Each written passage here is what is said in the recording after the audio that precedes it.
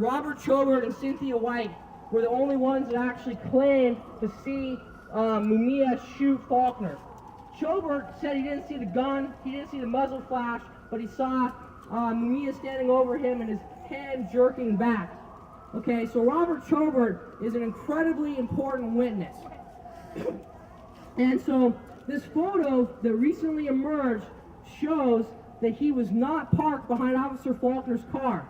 So if folks are looking at this flyer here, there's an empty space behind Officer Faulkner's car. And that's exactly where Robert Chobert said he was parked when he witnessed the shooting.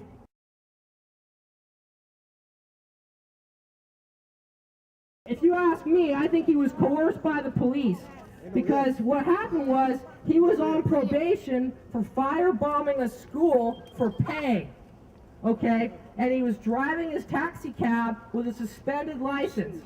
So he would have been facing up to 30 years in prison for what he was doing that night. And when he testified later in 1995 at the PCRA hearings, he said that he had continued to drive his taxi in the town ever since then without a license. He didn't say they were going to deal. He didn't admit to that, but he said he had continued driving for what, over 13 years at that point. So that's very significant. Now there's this terrible video on YouTube that the Fry Mumia lynch mob created. The great thing about it is, with this video, they gave us what appears to be some more evidence, okay? Now look at the photo on the bottom of the flyer here. If we're looking at it here, this photo on the bottom, it's taken from over here, and it's looking this direction. And in 1995, George Michael Newman was an investigator working with a defense team, and he interviewed Robert Chobert. He says that Chobert told him that he was not parked where he testified to being, and in fact he was parked over here, facing the other direction, and he did not see what happened. Now if you look at this crime scene photo here, there's a really good chance that this is actually Robert Chobert's taxi.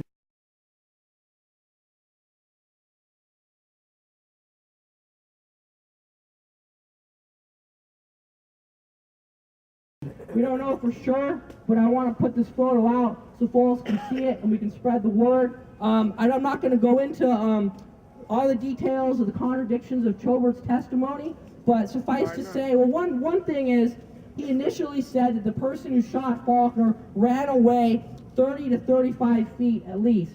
And then he changed that at trial and said the person only ran 10 feet. Because as we know, Mumia was lying on the ground after he had been shot, and he was not certainly able to run 30 feet. So that's a big thing right there. And so even without these crime scene photos, we already had extensive evidence of that. Okay, so now we've got this other side of the flyer, okay? Now, the way the flyer is here, if we're looking at it, it's the direction that I'm looking right now, okay? The cars were parked over here, along the way, okay? Faulkner had pulled Billy Cook over. Now, there are several points to make on here. A big thing, these diagrams come from German author Michael Schiffmann's new book that was published in Germany recently, but has not yet been published in the US. And he makes many new arguments about the ballistics, arguing for Mumia's innocence, that he could not have done it. So if you look at this graphic here on the very bottom of the page, it shows that Mumia was parked over here, and he approached the scene this way, okay? Now, the only bullet they recovered was in the doorway over there, and they weren't really able to tie that to anything. It's a real mystery even where that bullet came from. But the bullet was going at an angle like this, okay? So it doesn't make sense that, you know, if that was going to have to be done, Mumia would have had to have gone down, looped back around, shot Faulkner in the back from this direction. It doesn't make any sense at all. It sure doesn't. Okay? And so that's a really, really big thing. And if you look at the diagram above that, it does show you where the bullets were found in this diagram, and it further supports that. Okay? Now, because of this weird bullet direction, what they said was that the bullet was shot this way and it hit a light pole, which is no longer there. There's a light pole there, but it's not the same one. And then it deflected off of that and went into the doorway, which is really far-fetched, but it's the closest thing they could come up with. So they have to support that, this idea that the shooter looped around. So I have a couple diagrams here that explain the testimony from Billy Cook's trial. Billy Cook, of course, was Mumia's brother, okay? And Billy Cook was being beaten bloody by Officer Faulkner when Mumia arrived at the scene, okay? Now, Billy Cook was charged with assaulting Daniel Faulkner, but there was no physical evidence that Faulkner had been hit. They say he was hit in the face, but there was no bruising on his face. In the new British documentary that airs on Sundance TV Monday night, December 8th, they interview Billy Cook for the very first time on television. He's interviewed, and he says that he never hit Faulkner. Faulkner came at him, and from the very beginning, he used a racial slur against him, and then he proceeded to beat him up. Okay? And so this Billy Cook story is going to get bigger, and so we're putting out facts about his trial. The title of the film is called In Prison My Whole Life. At Billy Cook's trial, there were only 2 eyewitnesses that they used to talk about it. There was Cynthia White and a third person, Michael Scanlan, who did not claim to see as much of what happened as Cynthia White and Robert Chobert did. But they gave some really, really absurd testimony. If you look at this diagram, on the left here is Cynthia White's account.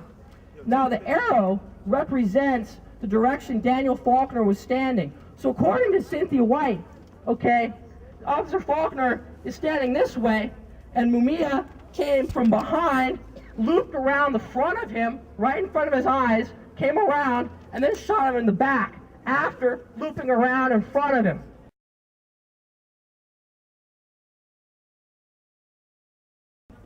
Okay, now that's crazy. And Joseph McGill, district attorney, and whoever else was telling Cynthia White what to say at trial to help convict Mumia, they had her change her account at Mumia's trial. And Faulkner turned around 135 degrees. So he went the opposite direction when she testified at Mumia's trial. It's a huge difference. Okay? And Michael Scanlan, if you look at the diagram to the right, there's the arrow, and that also shows that if his account was correct, Mumia would have come into his vision and come around behind him.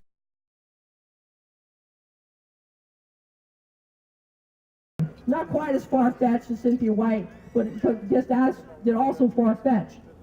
We already have a mountain of misconduct, and this is just more of it.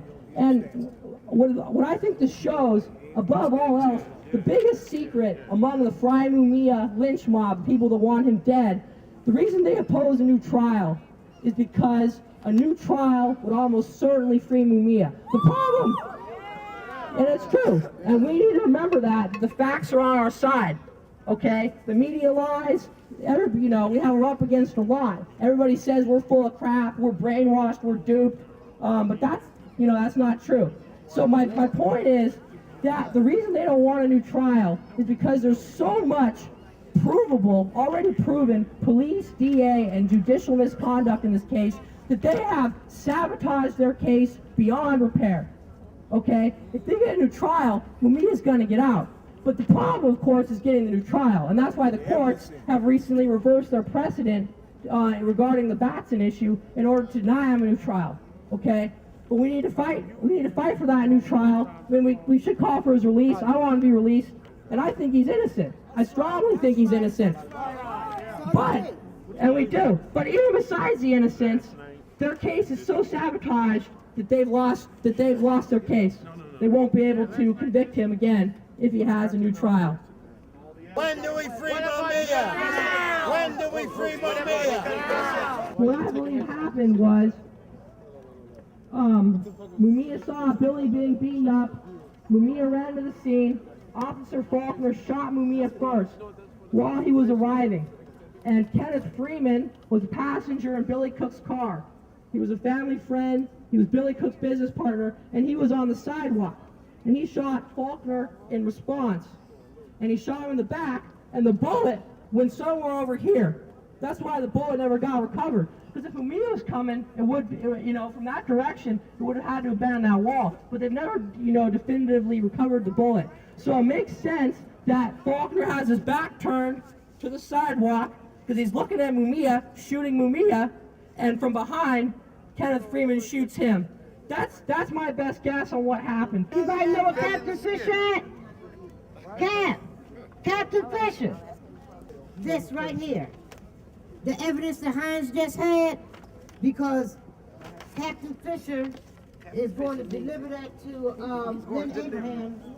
This is the